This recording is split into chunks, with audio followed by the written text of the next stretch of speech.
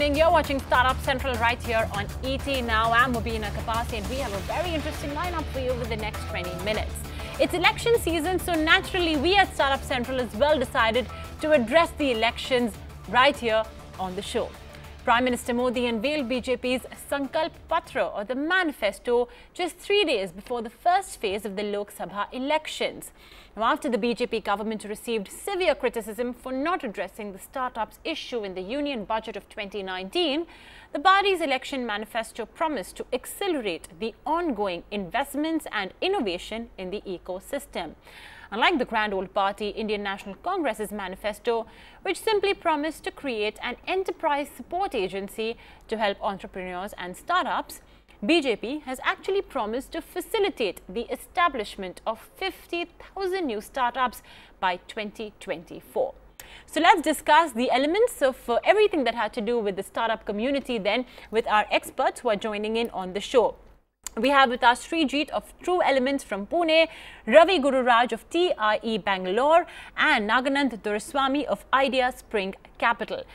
Good evening to all of you and thanks so much for joining in. Naganand, I'm going to come to you first. I think this is perhaps one of the first few times that startups have actually found a prominent place in the manifesto of both the national parties. Let's understand first your own assessment of how you would rate the provisions put in the manifesto for the startup community. So at the outset, I'm really glad that both the governments are making, both the parties are making serious effort to further improve the startup ecosystem in India, because we all know that startups will be the growth innovation for the country going forward. That said, I looked at both the manifestos, and in both the manifestos, I'm finding things that are going to be very good for the startups. First discussing with the BJP manifesto, I think the fact that they're creating a 20,000 seed fund to further invest in startups, I think it's a great effort, because the government had created a 10,000 crore fund to fund of funds, which was very beneficial. I think another similar program for the seed stage startups is going to be extremely beneficial. The second one I thought it was very interesting is creating this 100 or 150 innovation centers. Although I would like to see a little more details on how those things are going to be operated, I think the fact that they're thinking about 150 innovation centers is going to be very, very good. And they should tie it into universities so we get better, deeper tech startups that can come out of India, because I think that's one area we are lacking. So those two things are very, very good. And they also talk about ease of business, but that's a very relative term. So although it's good for us to work on ease of business, how much it's going to affect the startups on the ground, it really needs to be looked into very closely, because even today, I know some of my startups are having issue in ease of doing business, but I think this is something that both the parties are talking about in terms of ease of business that is going to be very, very good. And coming to Congress's manifesto, I think getting rid of angel tax is extremely good, because it is very painful. I know the currently the government has tried to address that by reducing the impact on the startups, but I think I fully recommend that startup angel tax has to go away completely, because it is extremely painful to the startups and it is not good to have at all. And they also talk about definition of MSME, which is a good starting point, although it is very hard to define the size of MSMEs, because it varies from sector to sector. But the fact that there's a start, it is good. So I think there are, if you look at the manifestos, it is definitely encouraging for the startups. It will definitely help India in its growth. And there are goodness in both the portfolios, in both those I can see. Okay, all right. You know what, Ravi, I'm going to ask you a very simple and pointed question. Whose manifesto is better for startups, the BJP or the Congress's?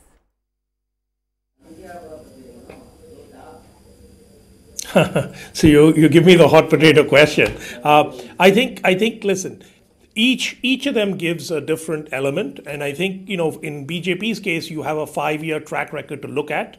You can see their actions over the last 5 years, and I think regardless of your political leanings, I think it's fair to say that over the last 5 years startups have had more attention paid to them than in the history of India, right? So I think startups have become a mainstream political topic where the main parties are paying attention to startups. I think that's a very fantastic improvement for startups. I think we've had more big startups grow up in the last 5 years than ever before. We've had many unicorns born. We've had every state every large state in the country paying attention to startups and building a startup policy, building startup programs, helping incubate young companies, helping entrepreneurs of various kinds, from social entrepreneurs, women entrepreneurs, even those that are running for-profit businesses. So I think, we've seen a massive, golden age in some sense, right? The early stages of that for entrepreneurship across India. And it's happened under Mr. Modi, Prime Minister Modi. So, you have to give credit for that, regardless of what your political leanings are. I think I was also, glad to see that the Congress party is paying attention to startups as well. I think they've recognized a few of the issues that impact startups, and I hope their manifesto also will push everybody in the right direction, right? I hope, regardless of which party comes to power, that startups benefit. Well, yeah, and I think that's really the thing, whichever party comes to power, I think it's mostly a win for startups, because like I said, this is the first time that a manifesto has so much for startups and is mentioning startups to such an extent. Srijit, and I'm going to spare you from that question. What do you think, or which manifesto do you believe has more benefits for the startup community?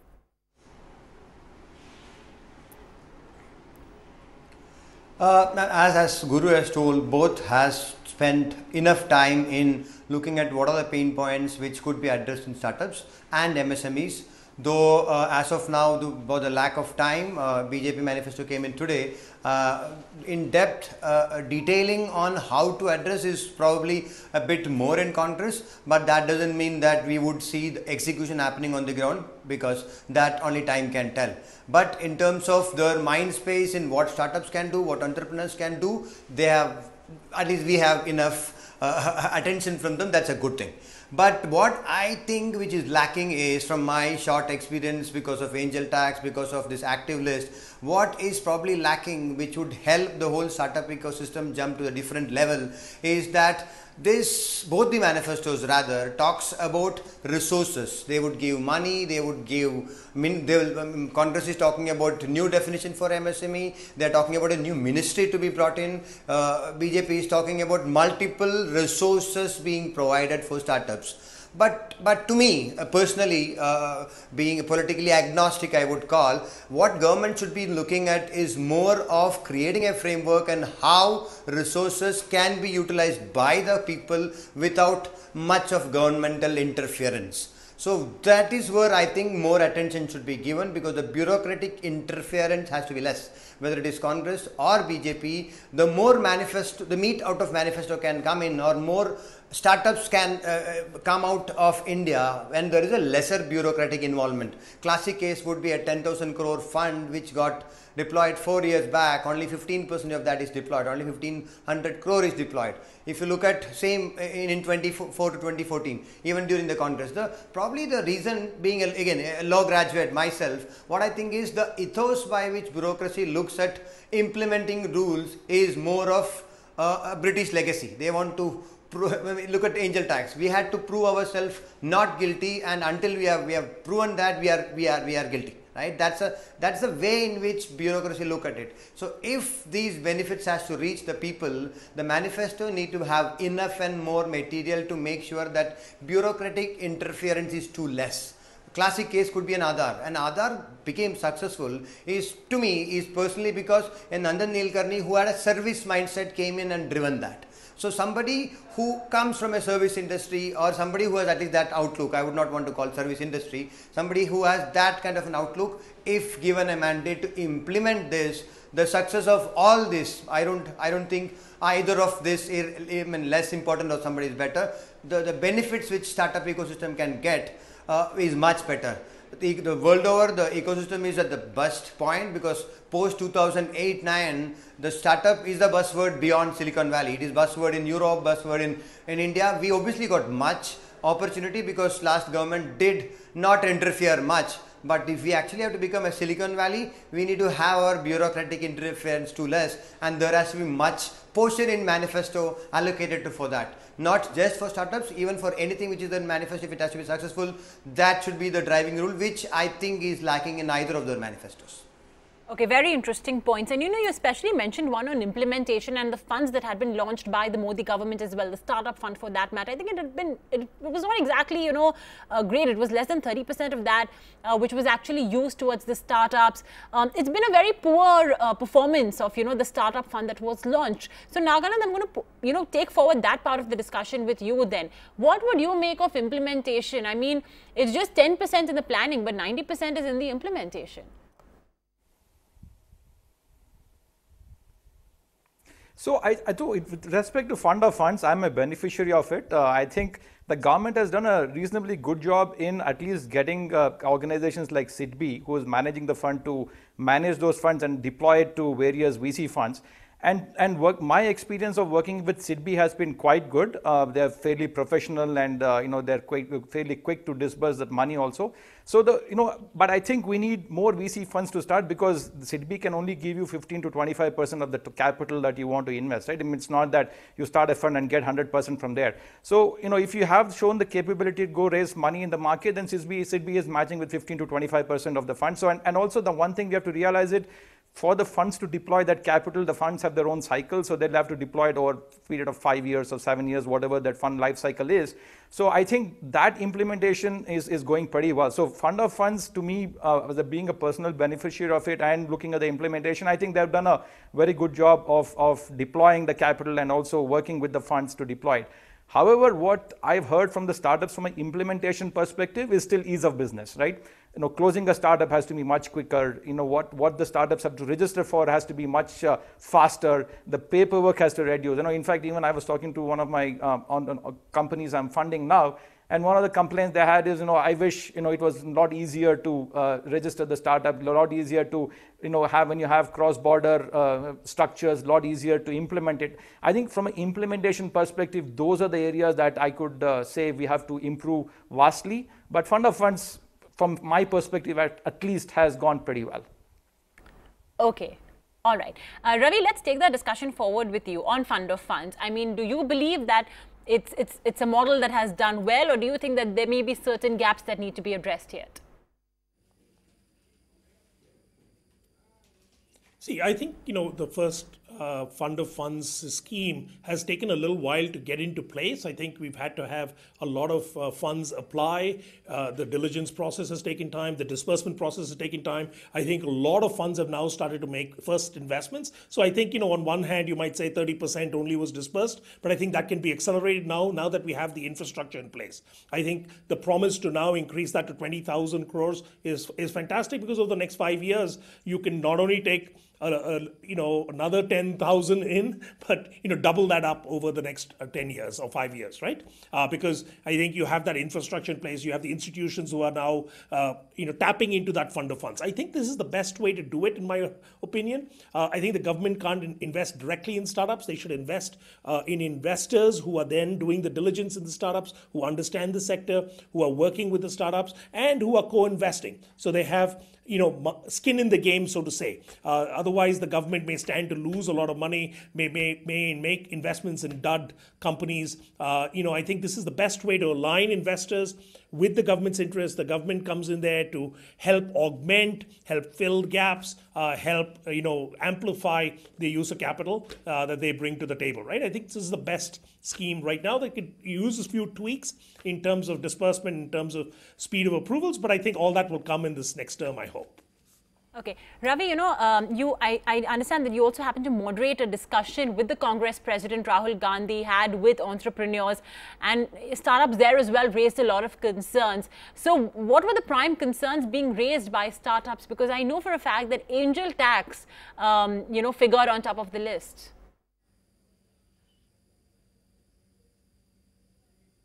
Sure. I mean, over the last 6 months or so, there's been lots of angst about the angel tax. But to be very frank, in the last quarter, Mr. Ramesh Abhishek at DIPP, the old name for the department, and others in CBDT have actually helped fix 90% of that angst. I think that information now needs to percolate out. I think some of the existing startups that have got notices need to kind of work through the process of getting relief. But once that happens, I think most of that angst should be gone, in my opinion. And I hope we can then put new policy in place, new laws in place that will make sure that we don't end up in this same situation again in the future. And I think some of the notifications fix that. Okay, so I think there was some angst about angel tax, but mostly it was about aspirations of entrepreneurs. And I think it would have been exactly the same discussion had Prime Minister Modi been there, because it would have been entrepreneurs trying to scale up, who want less bureaucracy, who want more capital, who want more access to customers, who want the government to help and get out of the way at the same time, to give them a push forward, but not to be a roadblock. I think that's what entrepreneurs aspire to do, to help build the new India, to help bring innovation, to help bring inclusion across the board. And they want a frictionless infrastructure, a frictionless community, a frictionless set of policies and laws that allow them to go forward at full speed. And I think, honestly, the discussion with Mr. Gandhi was, animated, it was engaged, but I don't think it would have been any different, like I said, had, a leader from the BJP been there as well. The entrepreneurs would have had almost exactly the same questions. Well, I think if we have to sum it up, it would be that the requirement of the startups is less government, but more government goodies. And I think that's what I guess everybody wants in general. But Srijit, since we're talking about angel tax, I want to ask you as well on that question. Many say that there was a lot of regulatory, flip-flop. That was a bit of a concern that did play out in the entire angel tax issue. BJP now wants to initiate a ranking of central ministers and departments on the engagement they have with startups. So how would you view the entire development that has taken place and how the Modi government has handled it, Srijit? So over last 14 months, I have had multiple interactions with the ministry with the help of few more founders. They have listened to us. We understand where they come from. They have primary concerns because of which they cannot give a blanket ban. But we have got almost 80-90% of relief on angel tax. Only one element which is open is Section 68, which as long as ministry is listening to us, it would get solved. As Guru has told, Ramesh Abhishek, Mr. Booth, all of us have listened to us. There is a resolution. So yeah, it takes time because they have their own reasons why it takes time. But it took time. They listened to us, and there is a resolution to it. So my question is again there, because why it took 15 months? But some of those could have shortened, because it took 15, we raised up sometime in 2017 late, and we got it in Feb 19, 2019. So what could have been faster rather than 14 months if we had a better processes of listening and getting bureaucracy's concern addressed, because they have valid concern. They have valid concern because we have 150 crore people, so they need to address everyone, not just startups. So what the policies should be made in such a way that bureaucracy has freedom but doesn't use that freedom to hinder the speed at which the process get implemented. Look at GST, beautifully concept, but it took so many flip-flops. For example, in my case, there's a huge GST credit which is lying with the department.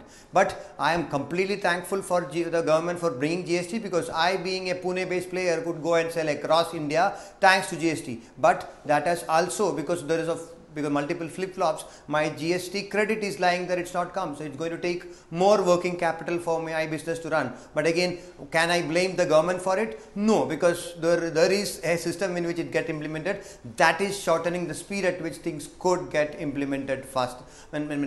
So minimum governance, as Mr. Modi claimed, or at least directed in the earlier part of his tenure, if that actually get implemented, neither of the manifesto will stop us from becoming a big startup nation, because most manifestos have enough material lying there, as long as there is minimum governance which is lying the way in which it's been getting implemented. Okay, fair point. You do want ease of business as one of the key, and any big reform does take time to get implemented. Srijit just spoke about GST and how that as well took time to get implemented, but in the end it does stand as a benefit.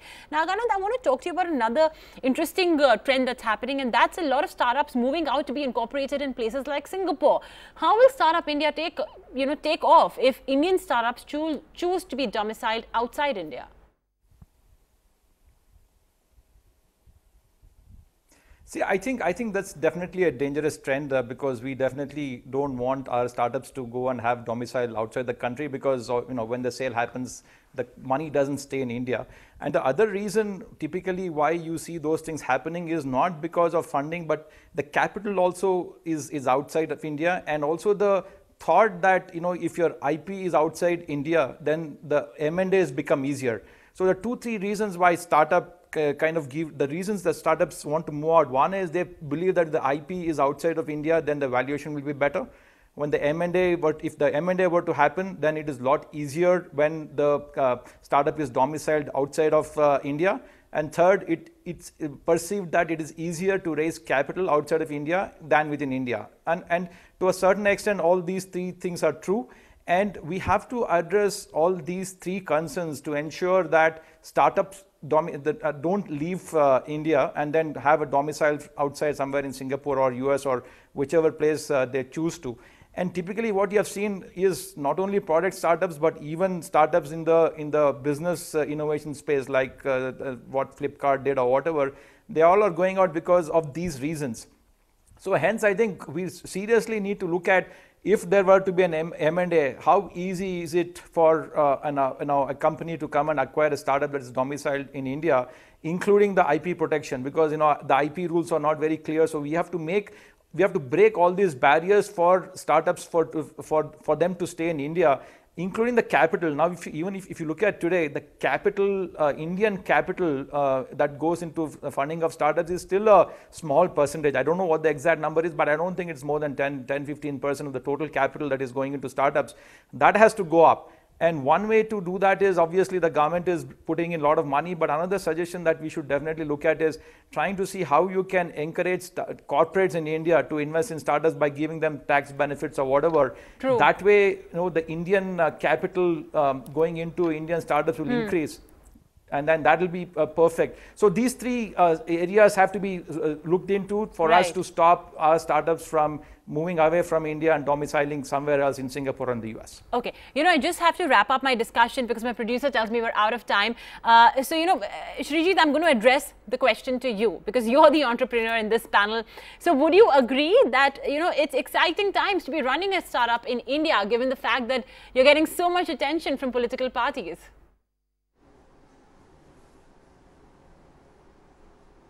It is obviously exciting times because 10 years back nobody spoke about startups and entrepreneurs. Both the parties are talking. Of the 44 points in Congress, there are 2 points for startups. Of around 55 points in BJP, there are 3 points and completely explaining using word startups. And so it's an exciting times to be getting the address or attention of the both potential governments of future. So yeah, it is obviously exciting times in future. And finally, Ravi, just before I let you go, how would you eventually, how would you look at the processes and the policies that both the governments want to undertake, or rather both the parties want to undertake towards making a better startup community? Yeah, I think, both parties should be very cognizant that startups are potentially a very lucrative jobs engine, that they will bring, jobs at the early stage, they'll bring tech jobs, they'll bring jobs in areas that are otherwise underserved, where unemployment may be high, they may bring new technologies and innovation, efficiencies. So I think both parties would be well served to tap into the energy, the innovation, the enthusiasm, the passion startup entrepreneurs bring to the table. It will help us build a new India. And I think both parties understand that, in my opinion, and will push hard for that to ensure startups bring more inclusion, bring a more innovative India. That note, we'll let you go. Thanks so much for joining in on Startup Central and giving us your gist of what the startup community is expecting. I think mostly it's just about less government interference and, of course, more support that the startup community does need, whether it's respect to ease of business or even capital raising for that matter. Thanks once again to all 3 of you. Well, it's election season, so while we'll wrap it up on Startup Central, everything to do with elections and markets, and of course, business news will continue when we return. Thanks for watching.